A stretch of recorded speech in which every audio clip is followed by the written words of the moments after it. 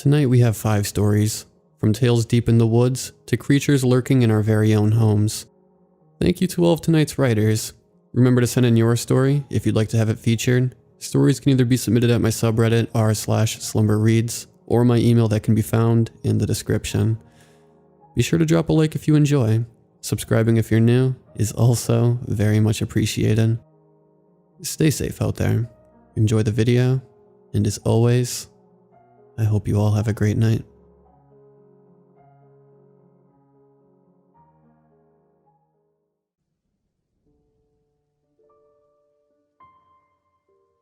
It was almost 15 years ago now that I met one of the most interesting people I know.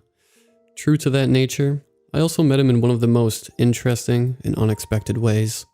I was out hiking on a trail in Washington State. It was a remote area, but one which I was fairly familiar with. On that particular day, I decided to venture far beyond the hiking trail I normally took, just for the sake of exploration. After some time, I entered a sunlit gully which led up to a local mountain, rifled with blooming conifers and serene, glistening pines. I was alone that day, and felt my soul rejuvenate a bit with every breath of the fresh mountain air. After probably 20 minutes, I was well off the beaten trail, and I found something worrying. I was about to take another step when I paused mid-stride, seeing a circular, jagged, metal ring laying just behind a small shrub. It was a good thing I didn't put my foot down, as the ring proved to be an improvised bear trap. "The hell you doing out here?" A gruff male voice suddenly shouted from somewhere unseen. I looked around, trying to find the person who had spoken, when he chose to step forward and reveal himself. An older man sporting a long gray beard then emerged from the brush. He had amber skin, long grayish-black dreadlocks, and a scar on his right cheek.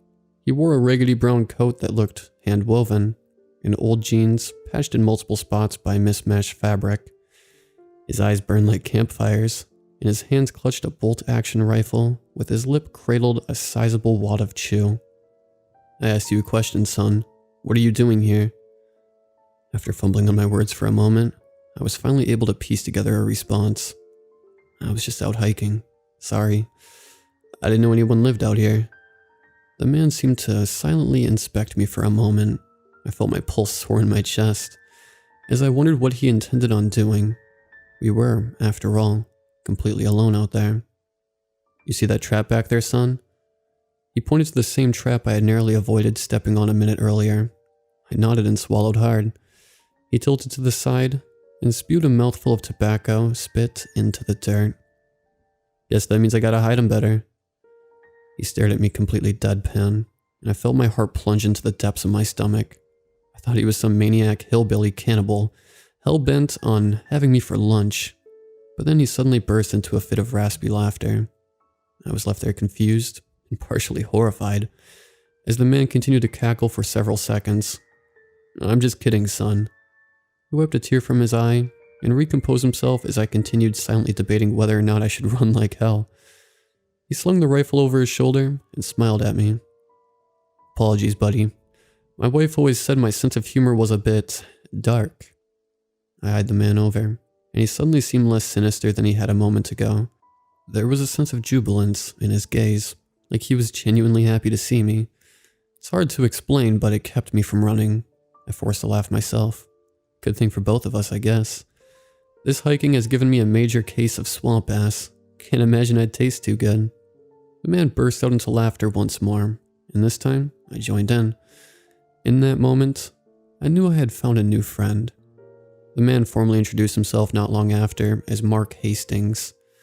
After conversing for a while, he told me that he lived in that particular area for a couple years at least, though admitted he didn't know exactly how long he'd been there.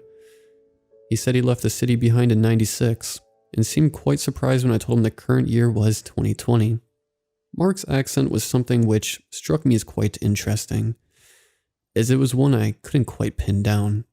He had a slight southern drawl, and yet at times also sounded as though he may have had a bit of British influence as well.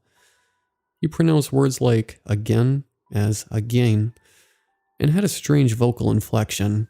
The best way I can really describe it is the way someone speaks in old black and white movies.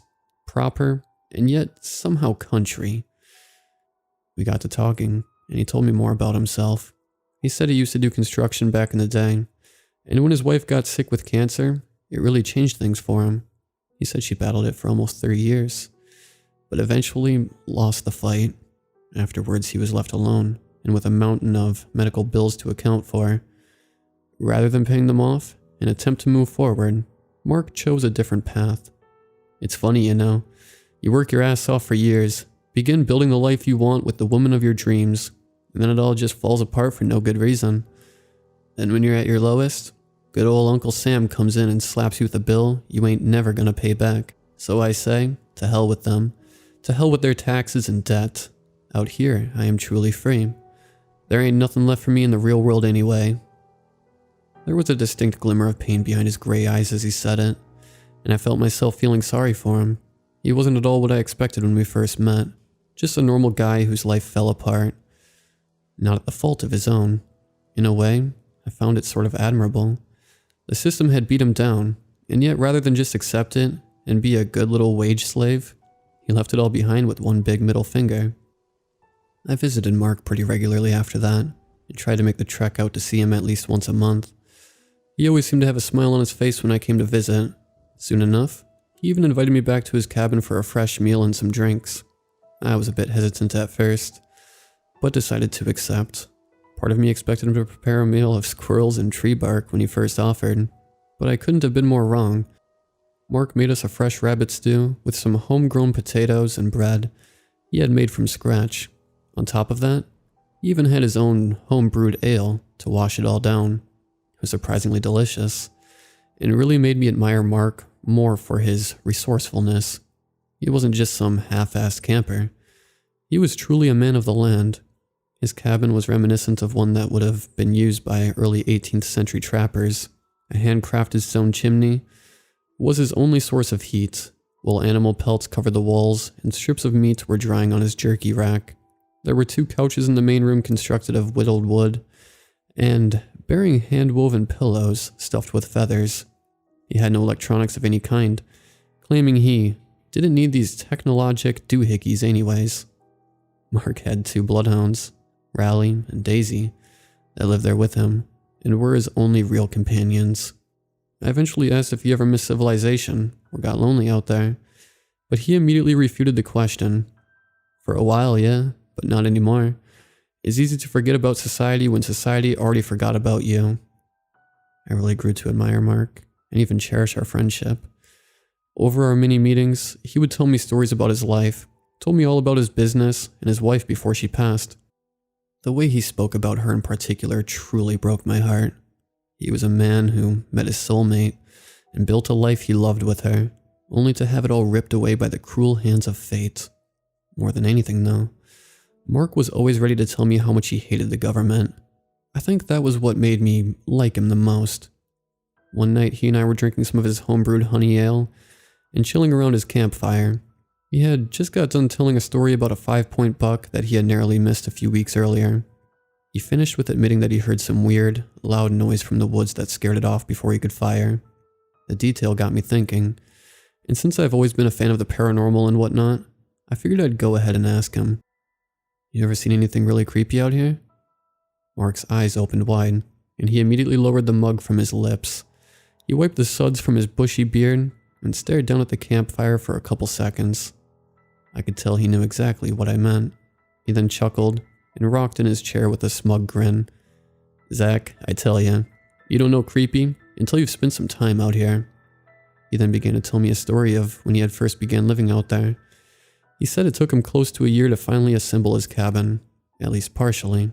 During that time, he and his dogs were living in a simple tent. Mark said that a couple weeks after living there, he started noticing something odd. Every once in a while, he'd awake to find mutilated animals just outside the perimeter of his camp. Usually it was just small creatures like rabbits, birds, and squirrels. But it didn't stay that way. Over time, Mark began finding more and more corpses left at his camp. He thought it was the work of a puma at first, despite the fact that the corpses seemed to retain most of the meat. He quickly rethought that, though, when he found an actual puma corpse one morning. He said most of the animals had slash marks along their sides and necks, and many had been disemboweled. He began thinking it was the work of some deranged person, But even that thought didn't last long. One night as he was preparing to turn in for the evening, he heard a rustling sound coming from within the forest. He ducked down underneath some timber, in hopes of catching a glimpse of the culprit. Both of his dogs were already chained up for the night, so he knew it couldn't be one of them. The figure then emerged deeper in the woods. Mark said he didn't see the entire thing, but he could tell it was bipedal and scrawny. I asked if it could have been a bear with mange, but Mark claimed it was way too skinny for that. He said he'd seen sick bears before, and they looked and moved nothing like that thing. Mark initially planned on trying to shoot it, but after seeing that, he admitted he didn't think that would have been a good idea. The creature dropped something on the perimeter, which Mark discovered the following morning was the corpse of a raccoon. The thing's head then tilted and appeared to stare directly towards Mark. They just stared there in silence for several seconds, until the dogs began snarling ferociously from inside the tent. They must have caught its scent, and the thing suddenly crouched on all fours and dashed off back into the woods as the dogs went ballistic. Mark didn't know what he had seen that night, and apparently never saw it again. To me, it sounded like a Wendigo or a skinwalker based on his description. I told him that, but he had no idea what those things were. He seemed to think that the thing was actually leaving him gifts, but I wasn't so sure about that. I asked him about the typical creatures I've seen in creepypasta and television lore. I mentioned the Wendigo, Skinwalkers, Slenderman, the Rake, Siren Head, and some of the well-known others, but Mark didn't seem to know anything about any of them. He did, however, know about something he called the Whistler. Apparently, ever since he had been out there, he heard an odd whistling sound on occasion. It started off as a little more than a dull, barely audible noise in the distance. He said at times it would come closer, and at others, it seemed like it was further away. Mark thought it was a bird for the longest time, but one night he found the truth. He was chopping wood when suddenly the whistling noise emerged. This time it was different, and this time it was closer than ever before. Suddenly there was a rustling noise from behind him. Mark spun back, but only saw a few branches bristling back and forth. He then heard the whistle again louder than ever before. He looked up, and there it was. About 20 feet in a large oak tree was some kind of figure. Mark described it as kind of human with a head that looked like some fucked up eel. He said he saw the thing stare down at him with beady black eyes. He just froze, and before he could do anything, the thing suddenly leapt from the tree and crashed into another one farther away, and continued whistling and crashing as it blended into the depths of the woods. I didn't know what to say to that. I have heard legends about the whistlers out in the woods, but never heard about anyone having actually seen them. The way he described it sounded quite creative, and I wondered whether he was capable of an imagination so elaborate, or if he had actually seen the claimed. I asked him whether he thought this whistler was the same creature that was leaving him corpses, but he just shook his head. Without being prompted, he told me another tale about hearing voices in the woods sometimes. Sometimes it was that of an old man, sometimes that of a young girl, and sometimes it didn't sound human at all. I wondered whether my new friend was perhaps schizophrenic or suffering from some mental illness that caused him to hear these things.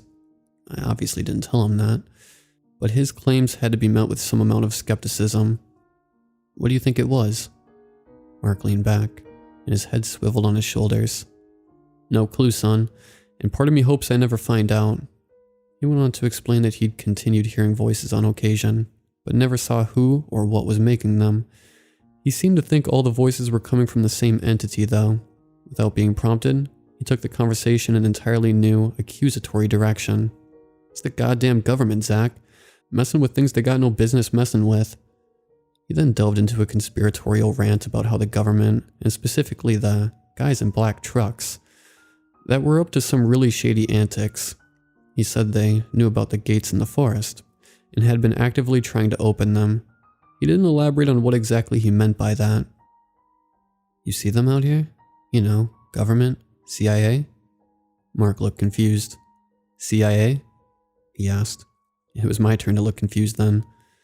Yeah, Central Intelligence Agency, you know, Men in Black, MKUltra and whatnot. Mark still appeared slightly puzzled. I didn't understand how a guy like him who hated the government to such an extreme degree had apparently never heard of the mother of all conspiracy agencies like the CIA. He then seemed to have an epiphany, and his eyes lit up in recognition. Oh yeah, I forgot all about them. He then laughed and shook his head as he downed another swig of ale. My memory ain't what it used to be, I'm afraid. God damn, how could I forget about them? Well, in my defense, they don't carry no badges out here, and their vehicles don't exactly advertise who they work for. He paused and rubbed the back of his neck. But you've seen them out here? Mark met my eyes and nodded. Oh yeah. Mark told me that one time he had been tracking elk through the woods in late autumn. He'd followed the trail for a few miles, when he suddenly heard a noise coming from a grove up ahead. It sounded nothing like a bear though, and more like several people arguing. Mark crept slowly forward, taking care to not disturb the foliage and remain out of sight. After a couple seconds, he saw the outline of several people emerge in the grove. One man was on his knees in the center, while 4 men in black suits surrounded him. The man on his knees had open wounds and bruises upon his face, and his clothing was torn and tattered. He was begging the others for mercy, but they didn't appear to be the forgiving type. 2 of the men were speaking quietly to one another, while the other 2 stood watch over their apparent captive. The man on his knees was dressed in white, with Mark describing his clothes as looking like a surgeon's uniform, or maybe the attire of someone from an insane asylum. He listened but couldn't make out what the other men were talking about, but they were clearly arguing. The man on his knees appeared to be weeping softly. Mark said he didn't know what to do, and before he could do anything, one of the 2 men who had previously been arguing stepped away. Without a word, the man stepped behind the captive, lifted a pistol to the back of the man in white's head, and pulled the trigger. Mark described seeing a splash of red, but said the weapon made a lot less noise than he thought it would. The man in white went limp and fell face first into the dirt. Holy shit, I said, mouth falling agape as Mark concluded his story. I eyed him closely, but didn't see any aura of boasting in his eyes. They didn't twinkle like that of an old man who tried telling a fabricated story to simply amaze or impress an audience. He didn't meet my gaze at all, as a matter of fact. He just clasped his hands in front of his mouth and stared into the campfire with a somber gaze. It was clear to me that he was either an accomplished actor, or what he had witnessed truly haunted him. Poor boy couldn't have been much older than you. I wish I would have done something, but I just ran. He shook his head, and his eyes seemed to glaze over. I just stayed quiet, as there was nothing I could think to say. After a couple moments of lingering silence, Mark finally spoke again. Zach, I gotta tell you a secret.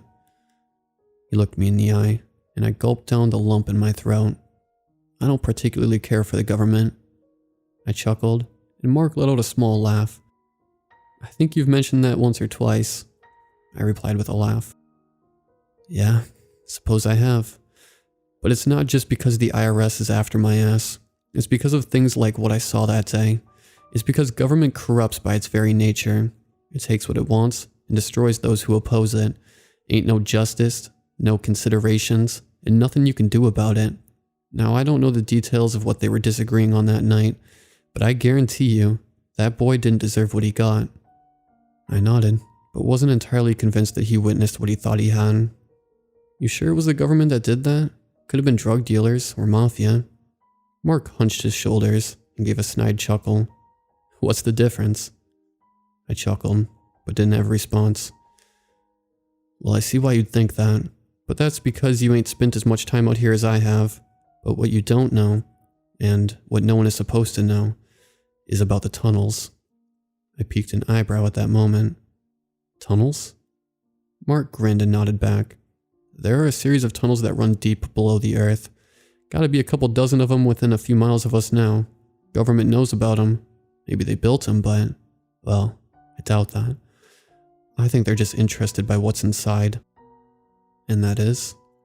I asked, now on the edge of my seat. Mark scoffed and shook his head. I have no idea, but it's gotta be something bad. I was a bit disappointed with his answer, but Mark immediately drew my curiosity back. You want to see one of them? I nodded without even really thinking. Mark grinned. I figured you might.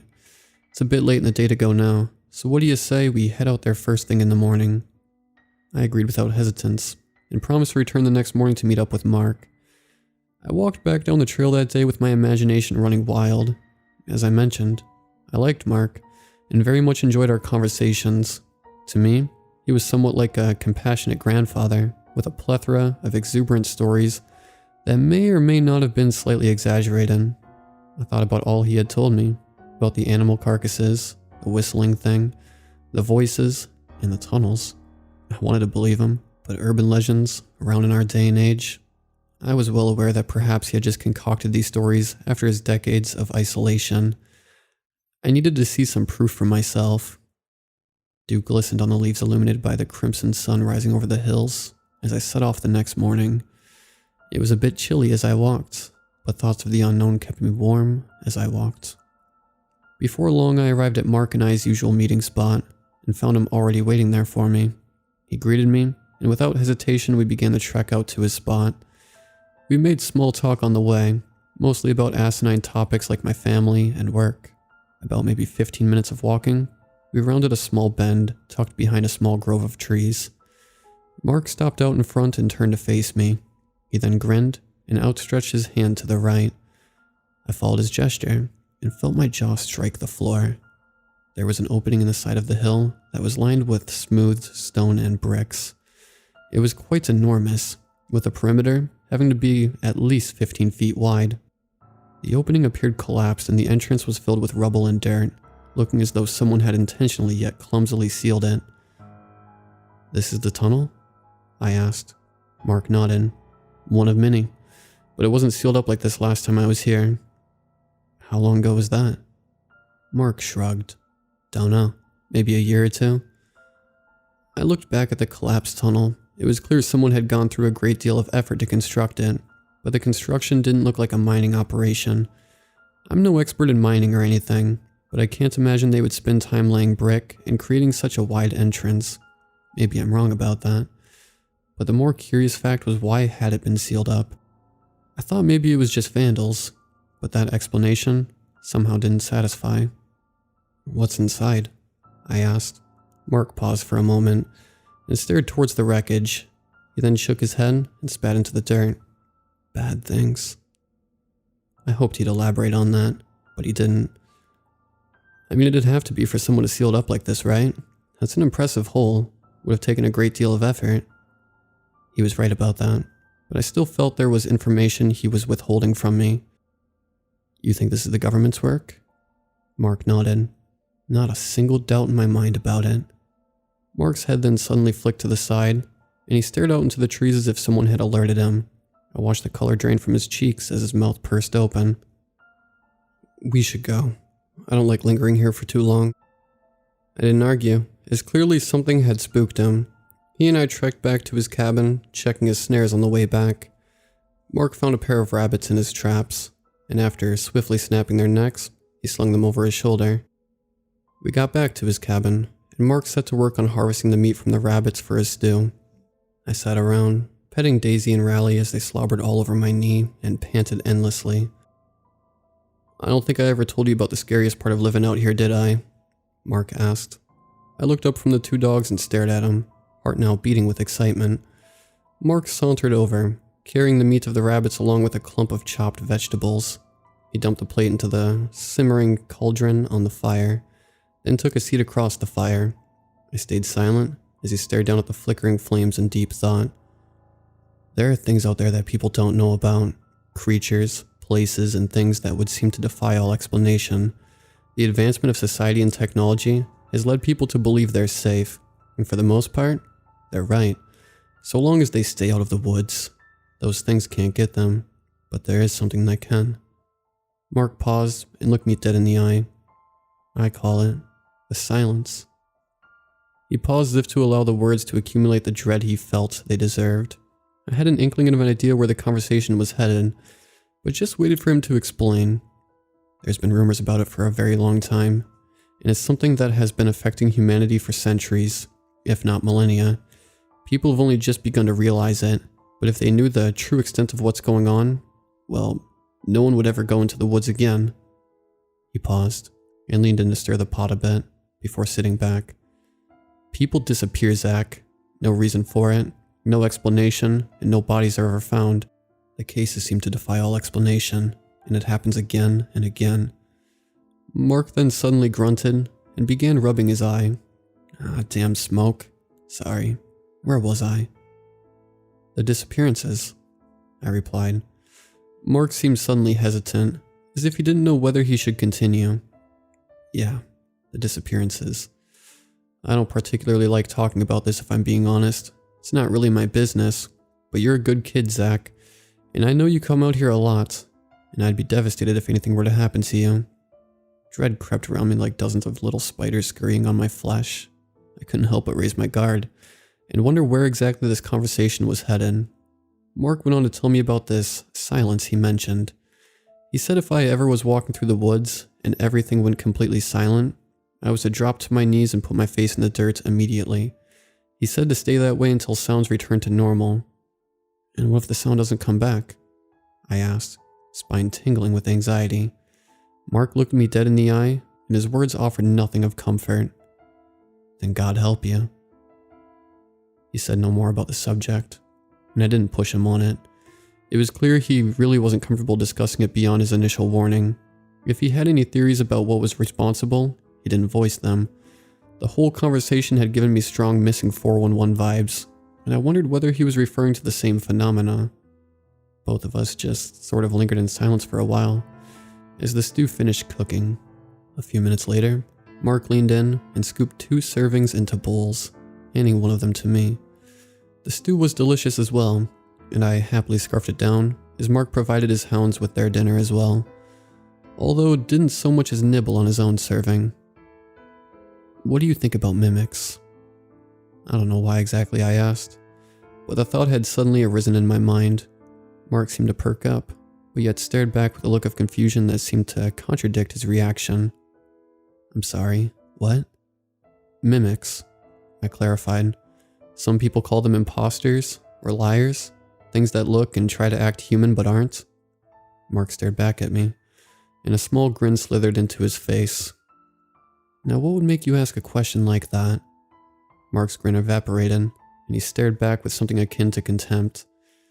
Truth is, some of the things I'd seen from him made me question who he claimed he was. There was just a subtle wrongness to him in a way I've never felt the words to accurately describe. Just curious, I replied, staring back. Mark chuckled, but without any humor in his tone. Your kind always is.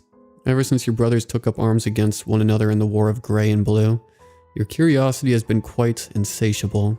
You think this land belongs to you, like this country is your own personal proving grounds to pillage and destroy as you please. His form seemed to shift as he spoke, his eyes shrinking in their sockets, and his skin seemed to twitch, his teeth bared like the fangs of a cougar, and his long black hair flowing like a clump of wild eels. He leaned forward, in a gaze that no longer seemed entirely human.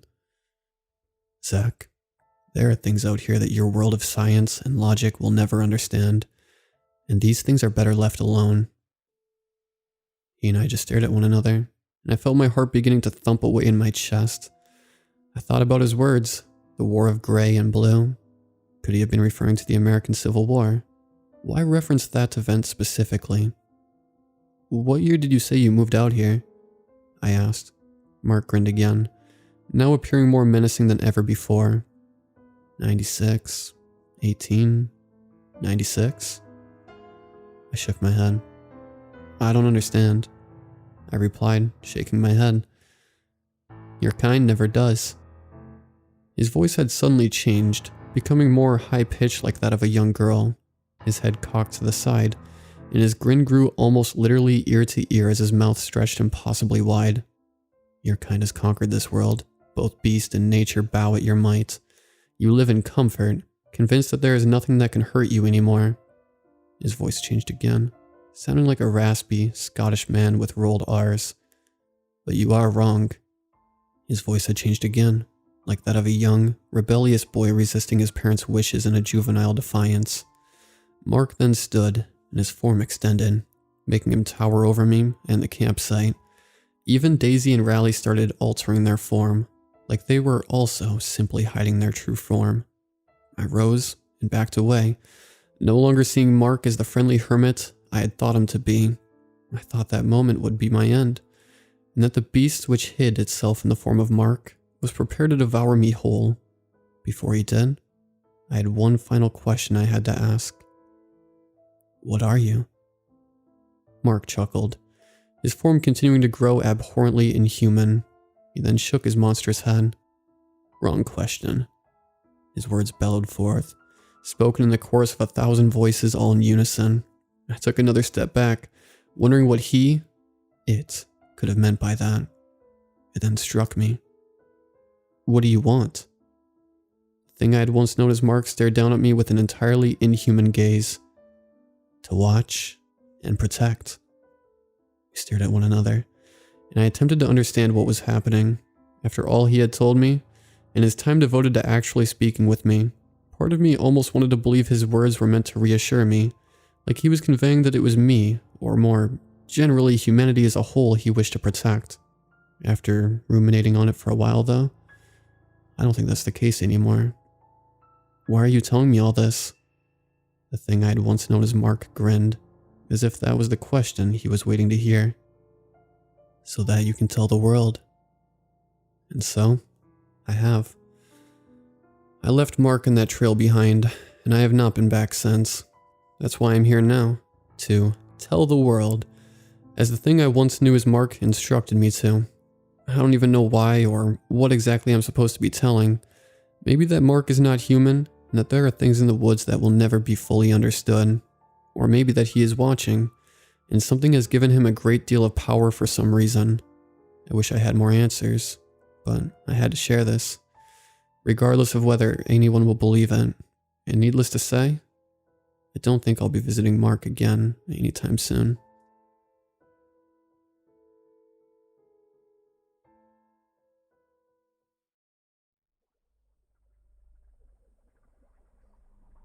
There is an old access road a few miles off the highway, with a gate and a guard post. Behind the gate is a mining facility. A handful of years ago, some poor bastard got into the mining area, and was looking for a place to turn around when they got flattened by one of those huge haul trucks. Those big dump trucks. Well, both rounded a blind corner. After that incident, the construction company built a gate and a guard post, and contracted a security company to have someone stationed there. So long as the site is operations, which is near 364 days a year, barring any kind of accident, it's only closed Christmas Day. So there was one person always stationed there in 12-hour chunks. After a while, the mining company, themselves, asked for 2 guards per shift. That makes it a nice cushy job, if you get along with your partner. It's just hanging out, making sure no dipshit tries to take a shortcut where there isn't one. The idea is that one of us does something we aren't supposed to, sleep or play on our phone. The other will report it. Of course, in practice, that isn't what happens. It just means that one of us brings a laptop and we watch movies for the shift. Like I said, cushy. And this is the job I find myself at. The post itself, it's called Checkpoint 2. There is no 1 anymore. That post was shut down when the security company and the mining company realized there was only really one spot they needed to worry about. And they never bothered to change the designation. Of course, the macabre joke is that the woods ate Checkpoint 1. Besides the big pit behind the post and the one road, there is nothing but woods. Heading to the highway on that road, it's maybe a 15-minute drive to the highway, but any other direction other than that, I have no clue. Looks endless enough to me. Anyway, one rule that we actually did follow, and mostly it was a politeness thing, was smoking. If you're a smoker, you don't do that in the booth. Or at the door. On the side of the building we have an old coffee can set up as an ashtray. You step out and burn out there, mostly out of politeness, but also because the site foreman can pull up at any time. He doesn't care about any of the other rules, other than sleeping I suppose, but the one he loses his stuff over is smoking, forest fires and all that. So the side is hidden, and you can slip back around if you hear him pull up, easy as you please. I, myself, have had the nasty habit since I was 18 and bought my first pack. I'll stop for a while, but then one stress piles on another, and eventually I need a smoke. So at this point, I know it's terrible, but I guess I'm just a weak man. So one night, right around, I want to say 3 in the morning, since we figured we had time for one more movie, I went out to smoke. As I'm standing there, I'm looking up at the sky, just kind of losing myself in the endless hum of the mine a few hundred yards behind us. I'm not really a woodsy person, but I kind of have found myself enjoying the nights out there. Suddenly, something feels wrong. I don't know how to describe it, but just wrong. I suddenly want to be back in the warm glow of the booth. I toss my butt into the coffee can and turn, but as I do I freeze. There was something just at the tree line. My first thought was a lost hiker. I've never had it happen, but I've heard of it. Through the grapevine, I pull my flashlight out and shine it in that direction.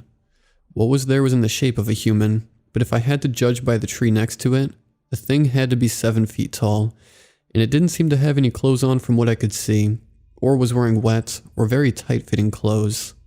I'm telling myself to run back inside, but I'm unable to move my legs. I am able to move my hands, so I move the flashlight beam up, still kinda trying to will my brain into not seeing what was there. Then its face, or lack thereof. Even at that distance, I should have been able to see a face. Humans are good at picking out faces. Maybe not the details, but sure the fuck well enough to be able to tell if there isn't a face. Then it moves. 1 step towards me. But I swear it was more than that. The distance it closed in that 1 step was not right. Like it slid at me or something. Finally, like my brain was just in sleep mode, and its movements jostled the mouse of my brain. It clicks. Move. Before that thing takes another step, I let out a shout of, "What the fuck?" and damn near fall over myself darting back around the corner into the booth. Damn near running headlong into my partner that was rushing out at my shout. Door is slammed and I lean against it. Never saw any shadows move, and the front side of the booth has a big window and some floodlights looking up the road. I try to tell my partner, but of course what can I tell him? I saw a thing that I can't describe that shouldn't have been. After a few minutes, he says he's not playing into whatever prank I'm playing, and walks out. I stand at the door, not leaving the light. He steps to the corner and swears, before coming back to me pissed. I'd kick the can, and ash and butts were everywhere. I have to go out and clean it. I tell him flatly and as politely as you can imagine that he could kiss my ass. He gets huffy, and he goes and cleans it. He's mad at me for the rest of the night, but I hardly could tell. I know I saw something, but I have no idea what it was. The next night my partner was fine with me again. At one point after the first hour or so, he looks to me and asks if I'm going to take my normal smoke break. I tell him no. I haven't had a smoke at work in months. I don't want to look out into those endless woods. I have since told some friends who are super into creepy stuff. More specifically the kind of creepy stuff in the woods. They gave me a list of things I could have seen. I have no clue about that much. But one of the things was a skinwalker, I want to say. I don't know. Sure someone else can correct me. They apparently will mimic voices to lure people to them. I know that whatever the hell that thing was, it didn't say anything to me, or make a sound. But I like to think that's what it was. And there's a skinwalker out in the woods just shouting, "What the fuck" at people. And going hungry. Like I said, not much of an outdoors man, but if I ever were to hear something screaming "what the fuck" at the top of their lungs in the woods, you can bet I'd be going the other way.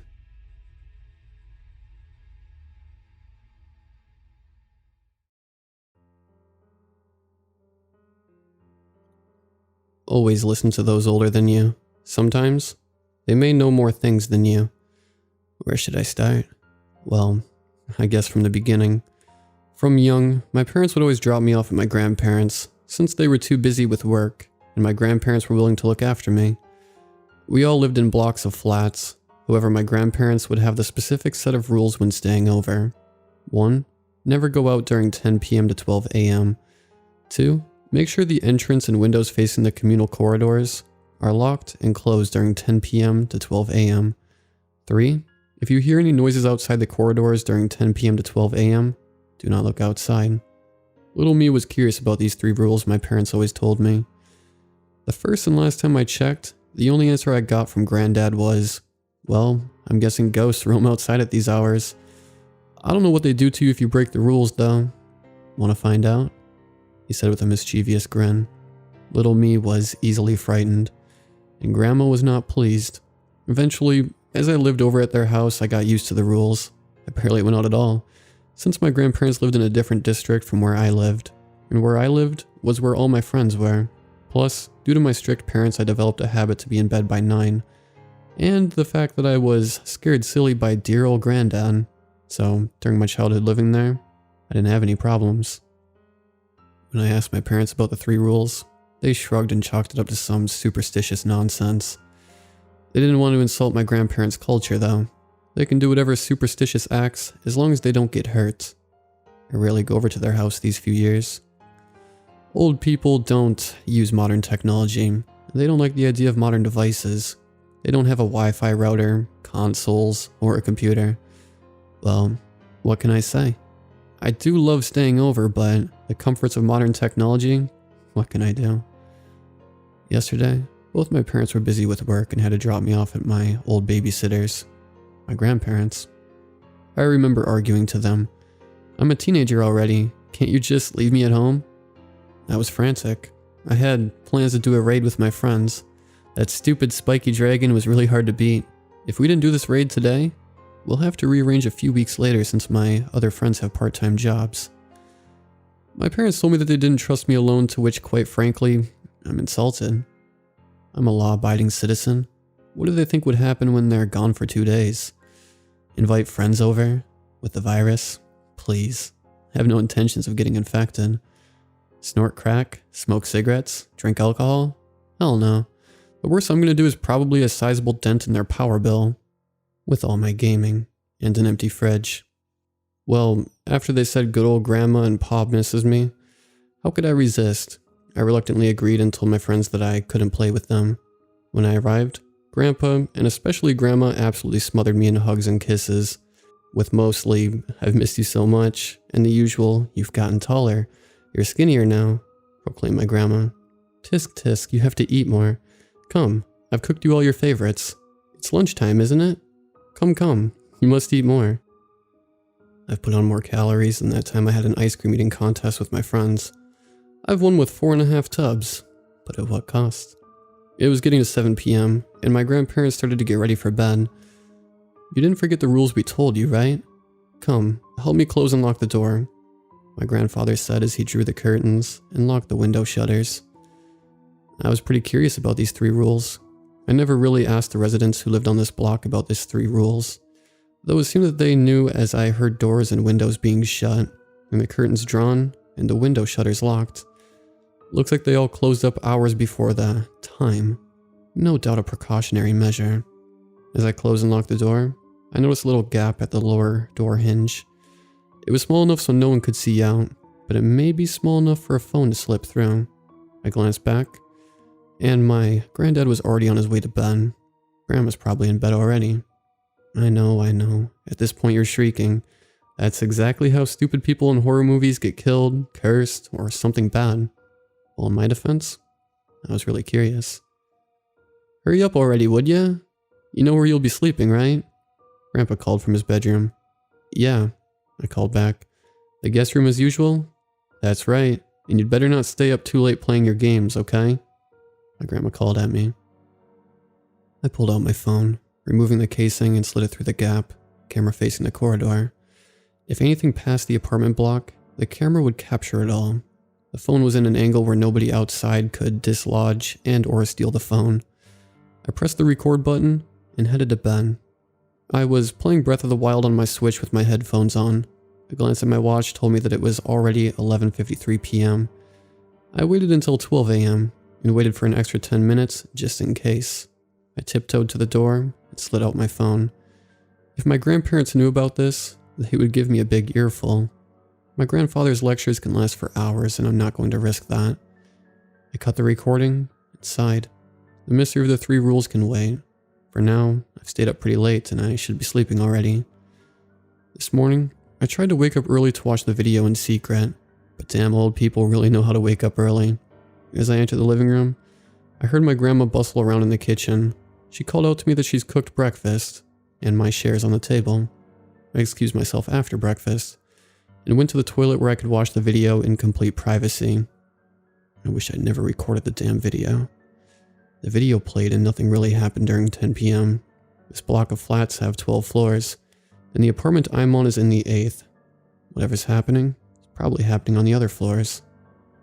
At 11 p.m., I could see something humanoid leave the lift lobby and slowly walk down the dimly lit corridor. I couldn't see what it was, but it was definitely not human. It was far too thin, fingers far too long, and that long hair, it reached all the way to its chest. As it strolled down the hallway, it stopped in front of this flat. Goosebumps raised on my arms, and a sweat drop trickled down the side of my face. The thing then walked through the door. "What the?" I muttered. The video angle then shook, as if someone from inside the house grabbed it. No, no, no. What the hell? My heart beat faster with every second. The phone was raised, the camera side facing downwards. It panned up, facing the dark living room. It continued, shakily towards the bedrooms. It then stopped in front of the guest room, the room I was residing in. It then moved to the slight opening of the door, where you could see me playing on the switch, my bored face dimly lit by the device.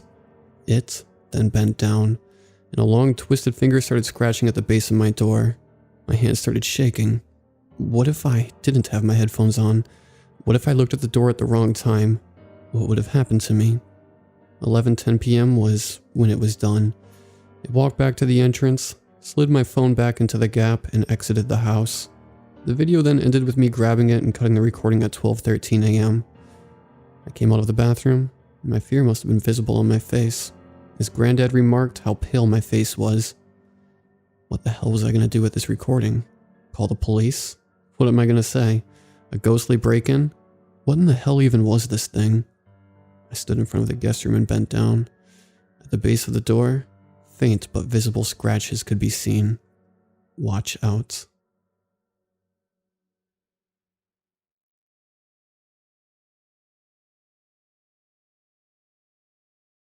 I'm not one to normally tell stories or post it, but this has haunted me ever since. Frankly, I didn't believe it when it happened to me. I live in a rural county, and have for most of my life. I was born and raised in this little town where everyone knows everything that is going on at their neighbors, and not really much happens. All there is to do is be outdoors, so I became quite an avid hunter and nature lover. I would spend my childhood roaming the woods and exploring and learning everything I could, and digging up old arrowheads from creeks. I was amazed that there was once people that would roam freely throughout the very woods I knew so well. I often envied them and their knowledge of nature, and tried to mimic them by never wasting anything I would kill. Lucky for me, my parents' house shared a property line with a state park, which is a prime hunting ground. So every fall through spring, I would hunt anything from squirrels to deer there. About 6 years ago, our town started building horse riding trails throughout the county, and it has attracted many people from out of state that post massive amounts of no hunting and trespassing signs in lands that I once wandered. The growing amounts of travel on these trails on the edges of the park, and newly retired novice hunters that would set up tree stands and hunt close to the border, has drove the deer into the heart of the park. This means I would have to travel further into the woods if it meant getting a deer. That means that I would be hunting in thicker brush and couldn't pack in a tree stand like I used to.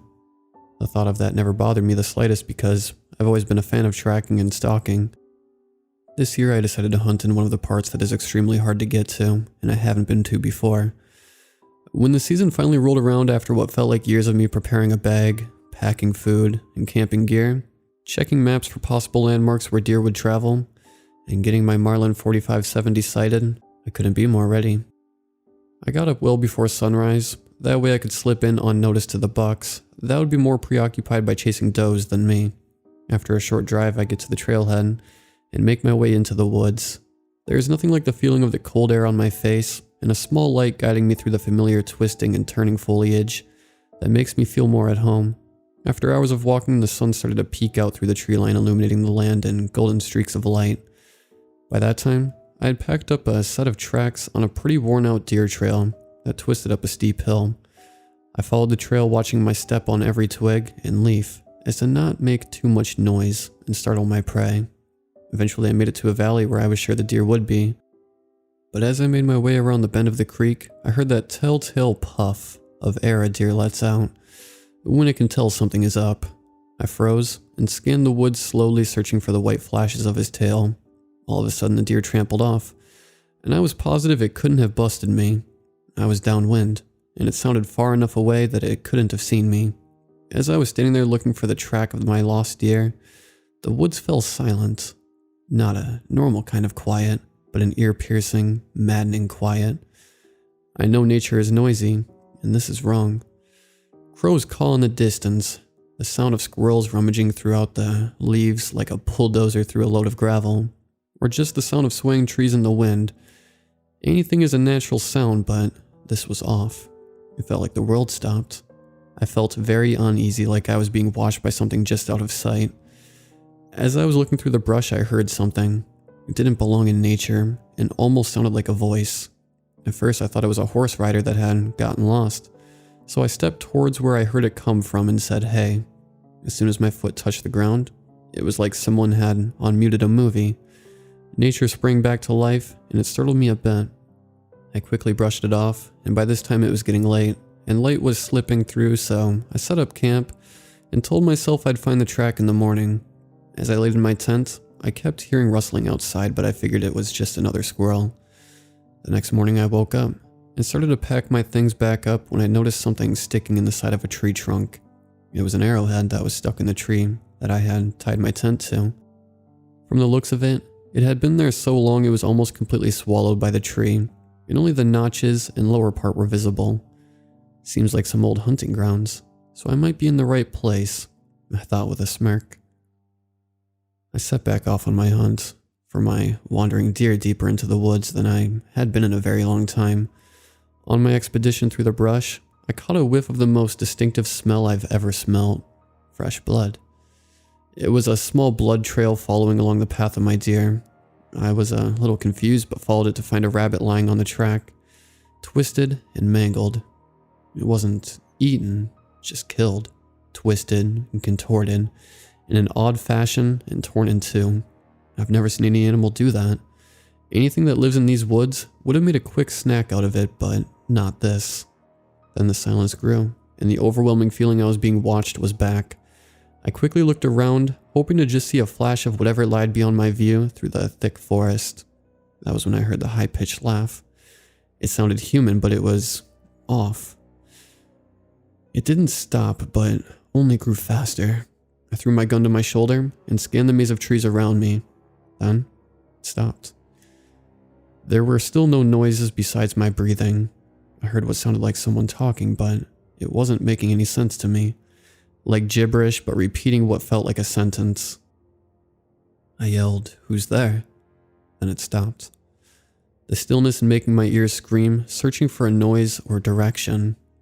I finally break free of the hole my gut fell into, and take a step back towards home when I hear the gut-wrenching sound of branches break behind me. I turn to look, and there's a deer, standing, looking at me. Still. I don't even see its chest moving. Its eyes look sickly yellow and sunken. The rest of the deer looked unnatural, but I couldn't quite figure why. The deer was maybe 100 yards from me, but easy enough to see from my scope. Then I heard it again. The whisper. My heart sank when I seen its mouth moving in such an unnatural way. The deer was talking. It sounded like another language. I was frozen. The deer started to twist and thrash, making no noise other than that speaking. Its legs popped out of the original shape, and face sunk back in to look almost human. I was in shock looking through the crosshairs of my gun at the creature. It stood at least 8 feet, twisted, and was the most unnatural thing I've ever seen. It opened its mouth to reveal a row of teeth like a predator would have. As soon as this thing stepped in my direction, I put a round in its chest. I heard the smack of my bullet against it. My .405 grain bullet is enough to put down a grizzly, especially at this range.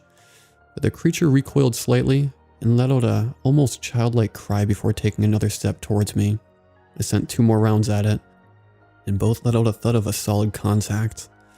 The creature fell backwards and screamed yet again before scrambling back into the overgrown brush like a wounded coyote.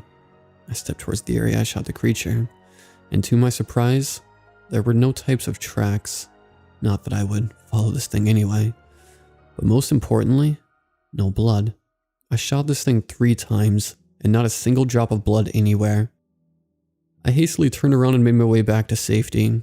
As I was quickly making my way through the woods, I could hear something walking behind me, too far for me to see. I wasn't hunting anymore. I was being hunted. Whatever was in these woods was following me. I'm a good day trip through the woods, with 3 more rounds in my gun and a monstrosity on my heels. I scramble up a rock face to hopefully cut my trip by several hours, and as I top the cliff, I see the deer looking up at me from the bottom. I tried to run a straight shot through the woods. I'm maybe an hour away from the nearest trail, and another hour away from the trailhead. I'm at a dead sprint, and like a cannon, I hear thudding approaching me quick. I spin around and level my gun, but nothing is there. When I get to the horse trail, I'm greeted by some horse riders, and they are pretty worried about me because I'm so out of breath and covered in sweat. I pleaded for us to just go, and they agreed to take me to the trailhead. I thought I would never get out of there. I don't know what it was I seen. I won't blame you for not believing me, but please, I beg you, if you hear a whisper in the woods, run.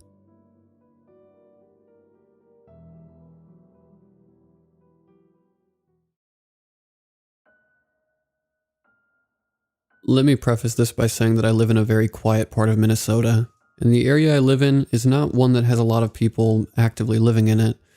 Most of our local population is generated by summer vacationers coming from all around the state, and even the country to spend time at their lake cabins.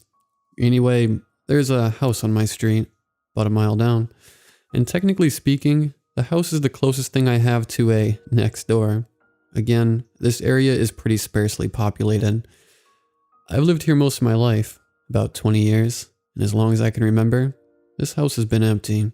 When I was younger, I never really thought anything of it.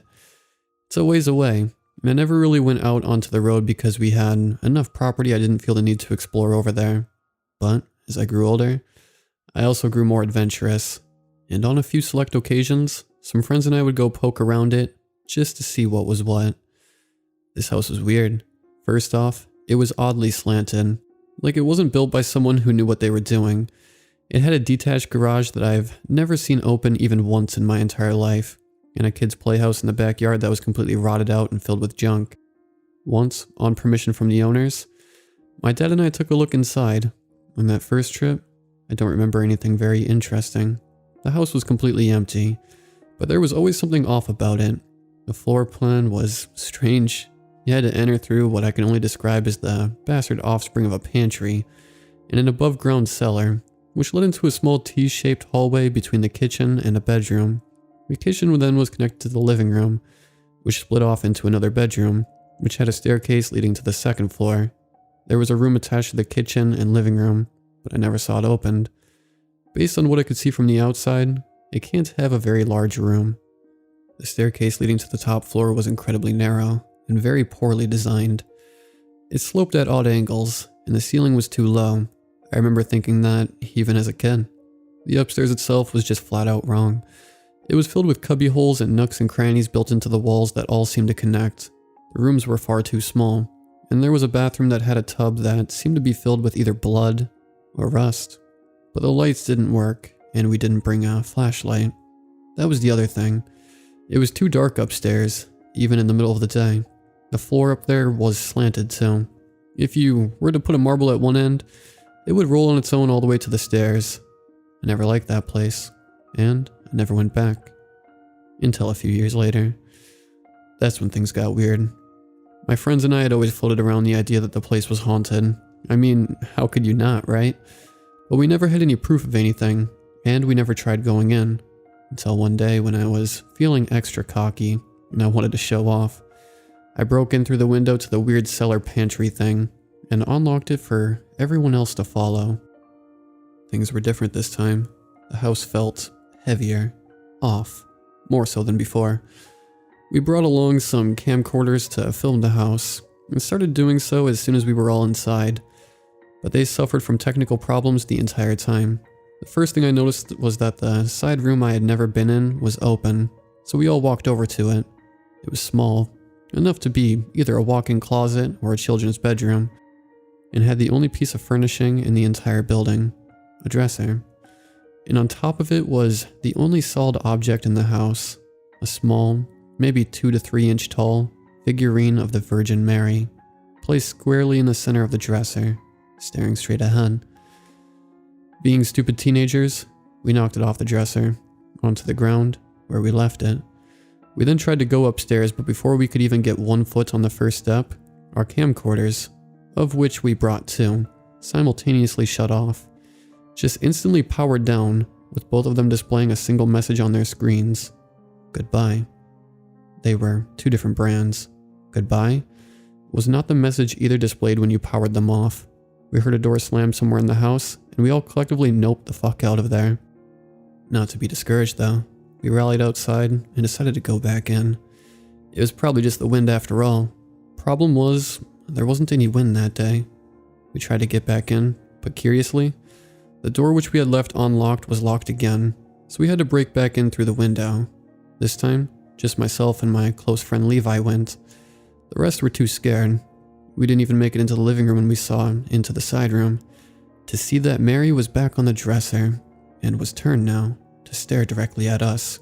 Stumbling into each other in panic, Levi and I left as quickly as we could, but the door wouldn't budge, so once more we climbed through the window, cutting ourselves on the glass we had been careful to avoid previously. As we ran from the house, we looked to the upstairs window. The curtains were blowing, as if in a breeze, but like I said, there was no wind. Not that it would matter, because that window couldn't open. It was painted shut. We never went back to that house, and any time I passed or got close to it, a strange shiver would go down my spine, and a sense of dread would overcome me every time I looked into its windows. My uncle demolished the house a few years later, but the Mary figurine was never found. Strangely, they reported that there was a secret room built into the garage that was completely waterlogged and contained nothing but an antique toolbox, completely drenched and containing a single screwdriver. To this day, I have no idea what any of that meant, but I know one thing. If you find any sort of religious iconography in an abandoned house, don't touch it. If you get out, you will never feel the same again.